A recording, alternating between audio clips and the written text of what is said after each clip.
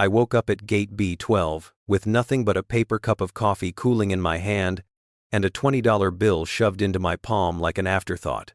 My son Ethan had smiled a thin, hurried smile when he pressed it there. "Go grab us something, Dad. We'll be right here." Fathers believe their children long past the age they should, and I was no exception. Check if you're subscribed, because what I'm about to tell you doesn't make sense unless you know how far trust can fall before it shatters. When I came back from that little airport cafe, balancing a bottle of water and a bag of pretzels, they were gone. Not stepped away. Not running late. Gone. The seats were empty. The jackets were gone. The backpack where Ethan kept his laptop missing. I stood there, letting the truth sink slowly into my bones like cold water. My passport wasn't in my pocket. My wallet wasn't in my bag. My phone wasn't where I'd placed it minutes earlier. Everything that proved I existed had vanished, except the 20 crumpled dollars Ethan had left behind, like a parting joke. The fluorescent lights hummed above me as though nothing was wrong, but something inside me had shifted permanently. That was the moment I stopped being a father on vacation and became a man stranded in a foreign country, without money, without documents, without hope. Hope, though it's a stubborn little thing. It hides in the next breath if you're willing to look for it. So I looked. I walked to the airline counter, gripping the pretzel bag like it was something alive. "Sir," the agent said after typing for a while, "your son boarded an earlier flight."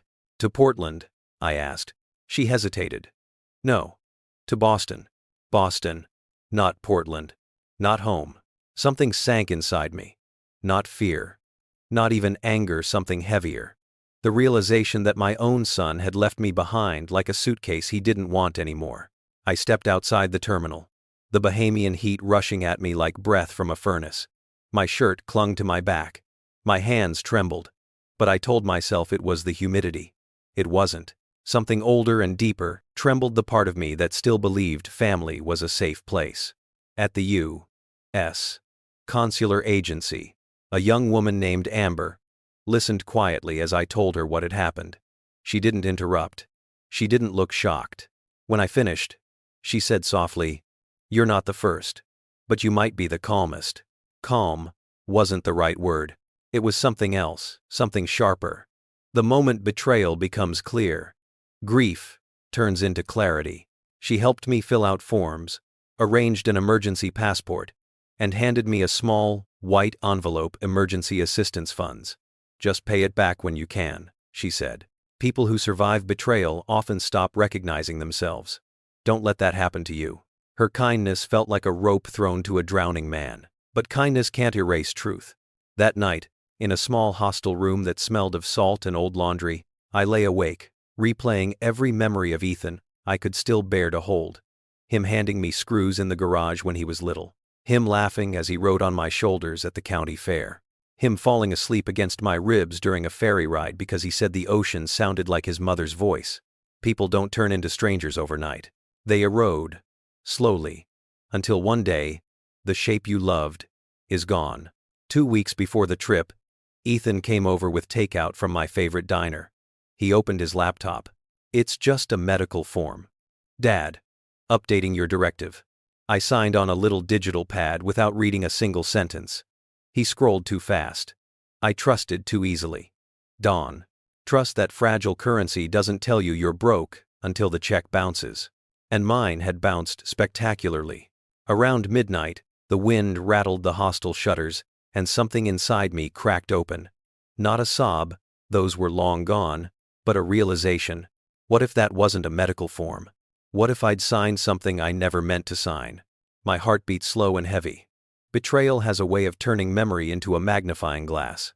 Every smile I'd trusted, every gesture, every, "Don't worry, Dad, I've got you," all of it replayed with a different meaning now. At dawn, I walked to the shoreline and watched the waves comb through the sand. The ocean smelled of salt and truth. I whispered into the wind, "Why, Ethan?" The wind, of course, didn't answer. It never does. But something inside me did. It said, "Go home. Now." My emergency passport arrived at noon. The flight was booked for 3. I looked at my reflection in the airport window, sunburned, tired. Older than the man who had left Portland only a week earlier, and I didn't feel weak. I felt awake. Ethan thought I would be stranded long enough for whatever plan he'd built to settle into place. He thought time was his shield, distance was his ally. He forgot who raised him. I built my entire life by fixing broken things, and I was done being broken.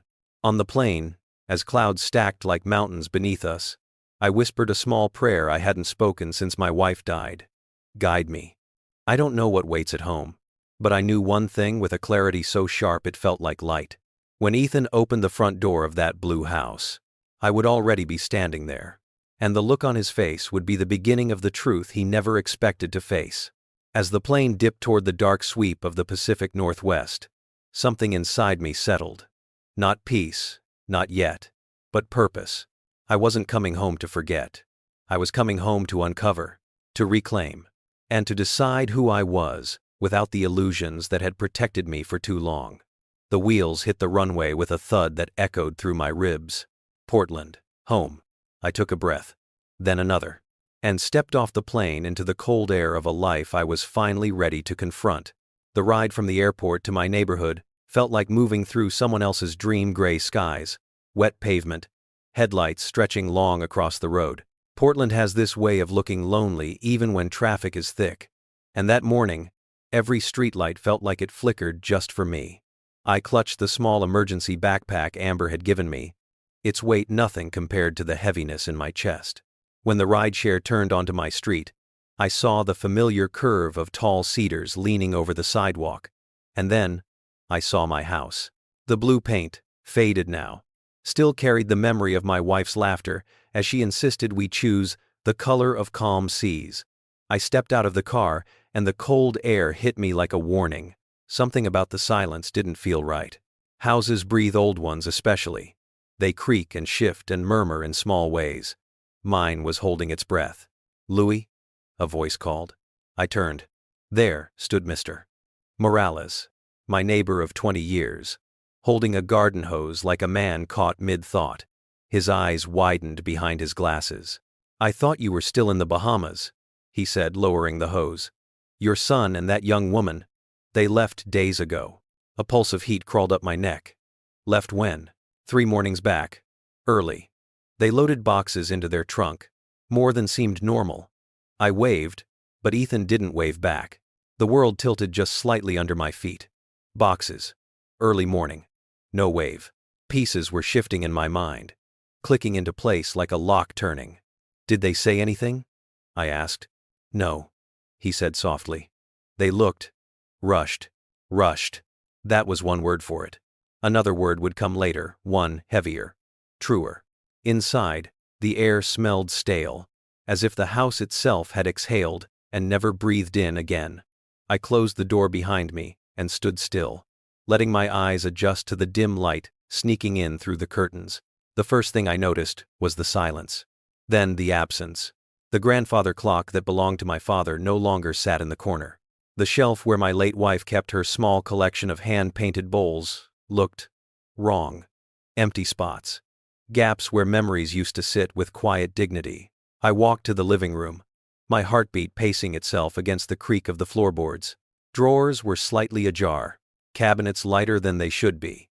And then, the display case, the Leica camera my wife gifted me on our 20th anniversary, was gone. So was her silver wedding set. So was the vintage compass my father carried in the Navy. It's strange how quickly grief can sharpen into anger, and then into something colder, more precise. I moved down the hallway. My bedroom door was open. Inside, the jewelry box on my dresser sat with its lid lifted like a wounded thing. Her rings, her bracelet, all missing. "Ethan," I whispered, though he wasn't there to hear it. Each room told a different truth, and all of them pointed in the same direction. This wasn't abandonment. This was preparation.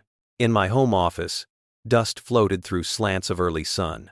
My desk chair was pulled slightly away from where I'd left it.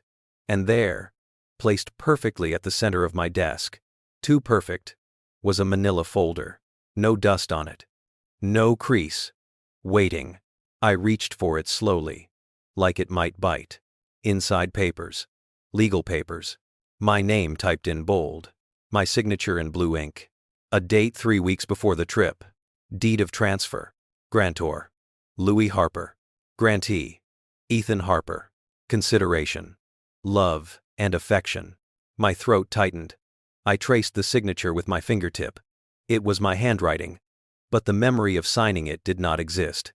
What I did remember was the laptop screen 2 weeks ago, the medical directive, the scrolling text, the quickness, the smile.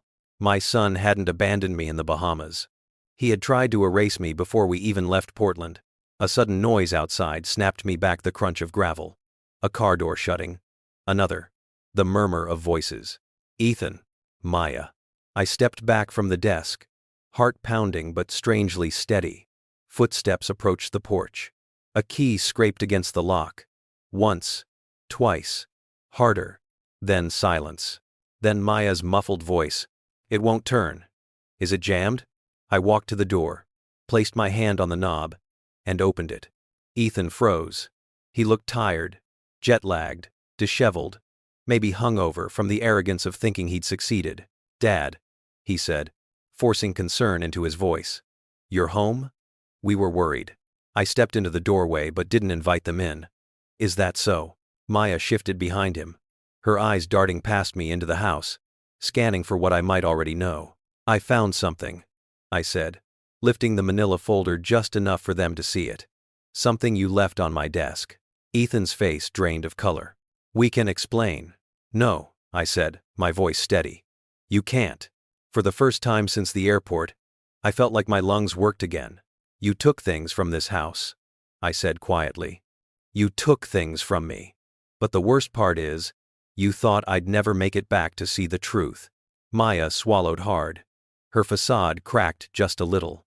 "I changed the locks," I added. 3 days ago." Ethan's jaw twitched. His mask slipped. A flicker of anger or fear flashed in his eyes. "You signed that deed voluntarily," he said. "You gave me the house." "I signed something," I replied. "But it wasn't this." The wind rustled the maple leaves overhead. For a moment, none of us spoke. The truth sat between us like a living thing.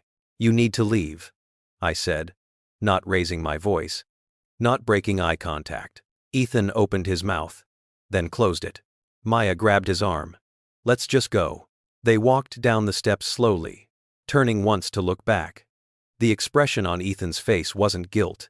It was calculation interrupted too early. And as they drove away, I felt something settle inside me, not peace, the beginning of purpose. Because if Ethan thought this was over, he didn't know me at all. I didn't sleep that night. I sat in my living room with the manila folder open in front of me. Pages spread across the coffee table like the aftermath of a small storm. Each document felt heavier than the last.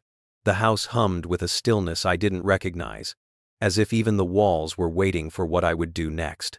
At sunrise, I brewed a cup of coffee strong enough to steady my hands, tucked the deed and the photos I'd taken of the empty shelves into my jacket, and walked out into the cold Portland morning. The air smelled of wet cedar, and something else I couldn't name, the scent of the moment when you decide to stop being afraid. I found Laura Kim's law office downtown, a glass building that reflected the gray sky like a polished blade. She met me in a conference room with floor-to-ceiling windows and eyes sharp enough to cut through excuses. "Tell me everything," she said. And I did. Every detail. Every fear. Every moment I doubted myself. She listened without interrupting, tapping her pen once, twice, a soft rhythm of calculation. When I finished, she leaned forward. "Louis," she said carefully. "This wasn't neglect. This was planning." She examined the deed in silence, her brow tightening. "This kind of misrepresentation is classic elder exploitation." "And notarized at a Starbucks?" She shook her head. "No professional would do this. Not unless they were paid to look the other way." She took out a yellow legal pad and began writing. "We'll need 4 things. A police report, proof of missing items, digital traces, and a statement from the notary. You're not powerless here. You have more than you think." Her certainty steadied me in a way I didn't expect. When I left her office, I felt something cold inside me sharpen into resolve. My next stop was the police station, a brick building with fluorescent lights, too bright for the stories carried inside. The officer at the front desk listened, typed, asked questions. When she heard the words son and missing property, she paused with a look somewhere between pity and disbelief. "We'll file this," she said. "Theft from a residence. Reported by the owner." Owner. The word jolted through me like a second heartbeat. I walked home slowly, feeling both older and somehow steadier. But when I reached my front porch, a piece of white paper caught my eye, a slip tucked beneath the doormat. I bent to pick it up. A pawnshop receipt. Yesterday's date. The listed item. Silver wedding set. Appraisal pending. My stomach clenched. This wasn't desperation. This was liquidation. I set the receipt on the table beside the deed, the proof gathering like storm clouds in front of me. But the heaviest truth arrived a few hours later, when Laura called. "I found a private investigator who owes me a favor," she said. "Name's Hank Doyle. He's ex-IT, ex-something else he won't talk about. But he's good. He'll dig into Ethan's devices if we can locate anything he hasn't wiped." "I can think of a place he might have left something," I said. He always used the old guest room as a workspace. Hank arrived by evening. A tall man with a quiet voice, and a jacket that looked like it had seen the wrong end of a few winters. He walked through the house with deliberate steps, scanning corners, checking outlets, opening drawers with gloved hands. In the guest room, he found what I'd half hoped, half feared would be there. A small USB stick, taped beneath the desk drawer. Something Ethan had hidden, maybe forgotten in the rush to leave. Hank plugged it into his encrypted laptop, as if defusing a small bomb. Minutes passed. Then he looked up. "Louis, you need to see this." Emails. Dozens. All from Ethan to different real estate agents. Subject lines. Urgent valuation request.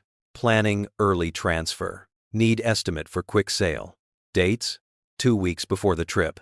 Before the medical directive. My breath caught. The betrayal wasn't emotional. It was transactional. But Hank wasn't finished. "There's more," he said, scrolling. Search history logs. Browser captures. Phrases that felt like punches landing one after another. How to get a parent to sign. Property deed. Is. Forged. Signature. Detectable by notary. Can elder give away home without knowing? Abandoning person abroad. Legal consequences. The last one made my skin crawl. He had researched not just the deed, but the abandonment. As if planning the sequence of a story in which I stopped existing. Something in me went still, not numb, not frozen, still like the surface of a lake, moments before a storm breaks. Hank kept scrolling until he paused again. "Your son rented a storage unit," he said. "Name's not exact, but the birth date matches." My pulse hammered. The missing things. The empty shelves. He hadn't sold them all yet. He was stockpiling my life, piece by piece. "We should go," Hank said. The storage facility sat on the outskirts of the city. A long row of metal doors lined up like a grim parade. A cold wind rattled the chain-link fencing as we waited for the manager to unlock the unit. My breath showed in the air. The clouds hanging low and heavy. The door slid up with a groan. A musty smell drifted out. And then, there they were. My wife's silver set, wrapped in old towels. My father's compass. The Leica camera in its worn leather case. Dozens of smaller items, family photos, heirlooms, books, pieces of a life packed away as though I had already died. I stared at it all for a long moment, unable to step inside. Something about seeing your memories boxed up by someone you love feels like a second death. Hank touched my shoulder lightly. "Louis, this is the kind of evidence courts don't ignore." I nodded, but my voice barely rose above a whisper. He was going to sell everything. And then, as if the air shifted, another truth settled in. He thought he had time. He thought I'd still be stranded far away, silent, helpless. But I was here, and every piece he'd stolen was now a witness. That night, I carried one box back home, the one with my wife's belongings, and placed it gently on the table. I lit the lamp, letting the warm light spill across the silver. "I'm home," I whispered into the quiet house. "And I'm not done." The storm was coming. But for the first time, I wasn't afraid of the thunder. I didn't step into the courthouse that morning, as the same man who'd wandered helpless through a foreign airport with $20 in his hand. I walked in knowing exactly what had been taken from me, and exactly what I intended to reclaim. The Multnomah County Courthouse rose ahead of me, like a slab of cold stone, indifferent and imposing. But I wasn't there to ask for sympathy. I was there for truth, and truth doesn't tremble. Laura met me at the entrance, her coat draped sharply over her shoulders, her eyes calm but sharpened with purpose. "We have enough," she whispered as we crossed the marble floor. "More than enough. Stay steady. Let him show the court who he really is." I didn't answer. I didn't trust my voice not to crack. Not from fear, from the weight of every memory I still carried of the boy Ethan once was. The courtroom was packed more than I expected, clerks moving papers, families waiting for their own hearings, the low murmur of restless lives. And then I saw him. Ethan sat at the respondent's table beside his attorney, looking smaller than I remembered. Not physically, spiritually. The way a person shrinks when they've bet everything on a lie and realize the truth has finally come calling. Maya sat behind him, arms crossed, face pale. When I walked past them, Ethan didn't look up. Guilt looks down. Shame looks away. But calculation watches from the corner of the eye. His lawyer, a tall man named Reeves, rose immediately when the judge entered. A hush swept through the room. Judge Hawthorne, mid-50s, stern, deliberate, scanned the space like she was weighing every soul in it. "This is the matter of Harper versus Harper," she announced. "Allegations of fraudulent property transfer, elder exploitation, and contested deed validity. Hearing your own name spoken in that context, it pierces something inside you." Reeves stood first. "Your Honor, the facts are simple. Mr. Harper Sr. willingly transferred his property to his son." Laura rose smoothly. "Objection to characterization. Nothing about this is simple." "Noted," the judge said. "Continue, Mr. Reeves." Reeves straightened his tie. "There is a notarized deed. There is a signature. There is no evidence of coercion or misrepresentation, beyond our petitioner's regret." A low hum rolled across the courtroom, the sound of a story being shaped to serve someone's convenience. Laura stepped forward. "Your Honor, we intend to show not only misrepresentation but calculated fraud. The petitioner was deceived about the document's purpose, isolated, abandoned abroad, and deprived of essential identification." The judge turned to me. "Mr. Harper, please take the stand." My legs didn't shake as I walked. I was surprised by that. Maybe betrayal builds new limbs inside you, stronger ones. Under oath, the world feels sharper, the lights brighter, your heartbeat louder. I told the judge everything. The airport, the missing passport, the $20, the hostel. The moment I walked into my empty house and felt something old in me break open. I described the medical directive, the scrolling text I never saw long enough to read, the way Ethan angled the screen away. And then I told her about the storage unit, the silver, the camera, the compass, my wife's belongings boxed like clearance items. I hadn't expected my voice to falter, but it did when I spoke of her. When I finished, Reeves approached for cross-examination. "Mr. Harper," he said, voice smooth as polished stone. "You're an intelligent man. You ran a business for decades. You understand documents." "I understand documents I'm allowed to read," I replied. He blinked but continued. "Is it possible you simply don't remember signing because of age?" I felt Laura stiffen behind me. I felt the judge's gaze sharpen. "I remember the things that matter," I said, "and the things that betray me." Reeves tried shifting angles, implying I regretted the gift, implying I was confused, implying subtly diminished capacity. But his words slid off something sturdier in me. The judge raised a hand. "That's enough, Mr. Reeves." Laura stood again. "Your Honor, with your permission, we'd like to enter Exhibits F through R." She began laying them out. Hank's printed logs of Ethan's search history. Emails requesting valuations for a home he did not own. The pawn shop receipt. Neighbor testimony. And finally, the notary statement, a sworn affidavit describing cash payment, Starbucks notarization, and the false claim that I couldn't travel due to poor health.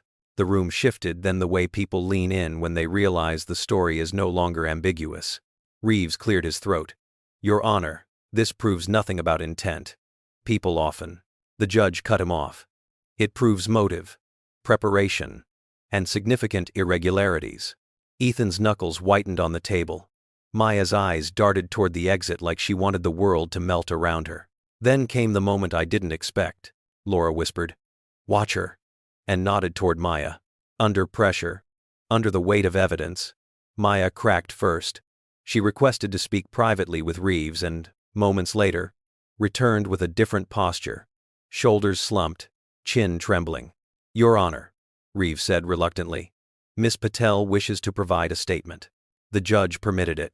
Maya stood, hands shaking. "I didn't know he was going to leave his father abroad," she said. "But I did know about the deed. I knew he planned to change the locks after the trip. I didn't think it would get this far." Her confession fell into the room like a stone through water rippling outward, unstoppable. Ethan shot her a look that could have burned through steel. But guilt is contagious, and consequences travel fast. The judge leaned back, sighing quietly. "Mr. Harper Jr., do you have anything to say before I give my ruling?" For the first time, Ethan looked at me. Not with love. Not with regret. With fear. "No," he muttered. The judge lifted her pen. "Based on the evidence presented, including misrepresentation of the document's nature, irregular notarization, preparation for sale prior to alleged gifting, and the abandonment of the petitioner, I rule that the deed is void due to fraud. Full property rights return to Mr. Louis Harper." My breath came out slow, controlled. Justice doesn't always roar. Sometimes it exhales. But she wasn't done. This court also refers the matter of theft and elder exploitation to the district attorney for criminal review. Ethan's shoulders collapsed. Reeves closed his folder with a quiet resignation. Maya stared at the floor. And I felt something old and wounded inside me begin to realign. Not joy, not triumph, but the first small breath of a man returning to himself. Outside the courthouse, rain fell in thin, steady lines. The city smelled of wet asphalt, and the kind of truth that doesn't need to shout to be heard. The storm had broken. But healing, that would be its own journey. And tomorrow, I would begin it. The day after the ruling, I woke before sunrise. Not because of worry for the first time in months. Worry wasn't the thing sitting on my chest, but because the house felt different. As if walls that once held their breath were finally exhaling with me. Dawn crept through the blinds in thin strokes of gold, settling across the floorboards, the table, the photographs I'd returned to their rightful shelves. Everything looked like it had been waiting for me to come home. Truly home. I made coffee the way my wife used to, slow, patient, letting the steam rise in long, gentle ribbons.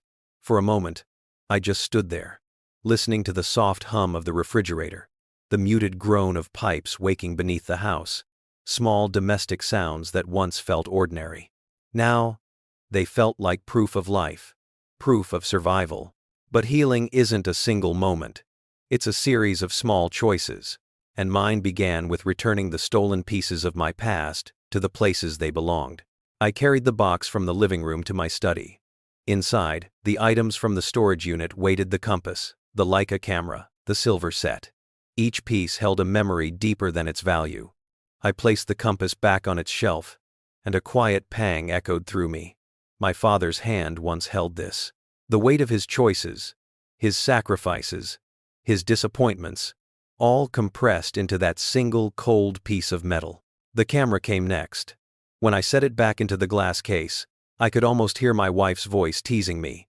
"Don't forget the lens cap, Louis. You always forget the lens cap." I didn't cry, but something inside me softened.